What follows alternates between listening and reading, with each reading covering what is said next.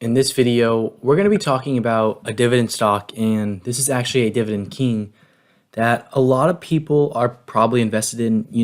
I would be very surprised if you didn't know who this company was. You probably go to them once, maybe even twice a week. Very big company, and they recently had some announcements that are making me want to steer clear from the company, and I currently don't have it in my portfolio at all.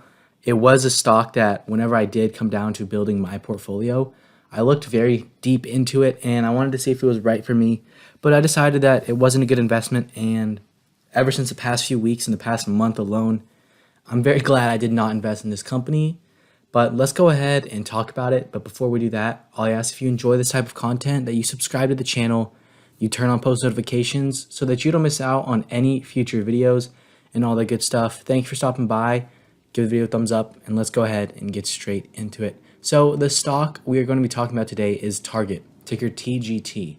And they've had some announcements about inventories that they currently have, expectations about how much money they plan on making, their profit margins, and they're all pretty negative. So we're going to talk about what's going on and why I'm steering clear.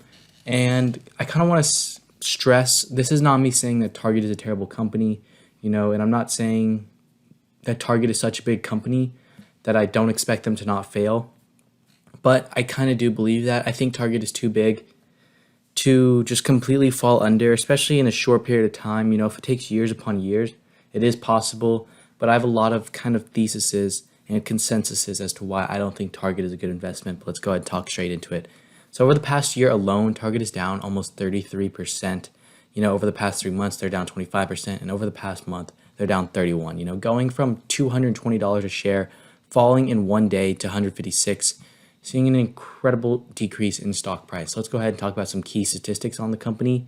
They have an forward earnings per share of about $9.57, a PE of about 16.3, and they have a dividend yield of 2.31%.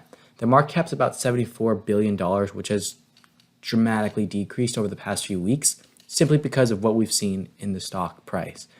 Let's go ahead and talk about some dividend stuff. They don't have very good dividend grades, and they have a 5-year growth rate of about 8.45%. And one thing I will say is, even though Target's, their kind of forecasts on their revenues and the profit margins aren't that good, I don't expect them to cut their dividend simply because they have a very low payout ratio of 28%, and they have a good dividend growth streak of 54 years. They're a dividend king, and I don't think that they want to lose this status. So I do continue to expect that they will pay out their dividend and things like that. They are about to pay out. They recently had their last ex-dividend date, and they're about to have their next payout date. So we're good for this quarter per se. They have a few months until they need to make their next dividend payment, and I do continue that they'll pay it out. But I don't think the 2.31% yield is worth the negative 30% returns that they're making and kind of the expectations that they have for the company coming up. So looking even further, let's go ahead and talk about what's going on with Target. So right now they have profit margin of about 5.5% and an operating margin of 7.5%. They recently had really bad earnings, and their year-on-year earnings growth is negative 52%, and their revenue growth is very, very low at 4%. But that's kind of common, especially for these big companies that are not tech, not very growth oriented. Something like Target, a company that is very stable and kind of just flows through with slow growth. But 4% growth is not good, especially in an economy that is seeing inflation rates like this. 8.5% in March, 8.3% in April. For May, it comes out in 2 days. But there's a lot of talk about May's inflation rate being roughly about 8% again. The consensus is about 8.2%. But still, with rates like this, inflation, you're not really beating anything if you're getting growth of 4%. When you really look into it, and I don't think it's worth that. So let's go ahead and talk further about Target. Their revenue for the past quarters has been slowly increasing, but their profit has been kind of all over the place. The most recent quarter, the profit was pretty good, but they're not expecting it to stay this good, and they're expecting it to get very, very bad. So let's go ahead and talk about the news that is happening about Target. Target ratchets up discounts and cuts guidance in response to more cautious shoppers. So as we saw, they had a very surprising earnings, and the stock fell 25% in one day. And they entered their second quarter of 2022 with inventory up 43%, which is insane. You know, that's kind of a sure tell indicator that, hey, we supplied ourselves with all this inventory, in Target situation with a ton of groceries, with a ton of different things like that, and we weren't able to sell it. And that's not something that you want to see with a company. So what they're doing is they're kind of lowering their prices and giving discounts in hopes that they can sell out this inventory. They also have said it themselves. We also expect inflation and higher costs to be persistent. And with higher costs and inflation, they're expecting their margin from a previous 5.3% to fall to around 2%. So they've cut their operating margin outlooks, they've cut their profit margin outlooks, and they do say that they expect their revenue growth to grow. But with inflation, and if they're correctly kind of adjusting themselves to inflation, they should see growth pretty good. Simple math, take out a ton of factors. If you expect inflation to go up 8%, your company should increase its prices relatively by 8% and see revenue growth of 8% if they can maintain the same sales. But they're not expecting that. It's just kind of a factor to keep in mind. But we look further into this, the revenue growth outlook of low to mid single digit percentages, not that good. And here's my final highlight from this. The warning from Target could also lead to further earnings estimate cuts on retailers as industry discounting picks up, inflation remains high, and consumers retrench. And also, one thing that kind of stood out to me is Target. When you go to Target, the groceries, I haven't ever done this, but I've heard, like, if you go buy a loaf of bread, let's just say a loaf of bread at Target is $5, you can probably get that same loaf of bread at Walmart for $4.50. Target is said to be a little bit more expensive.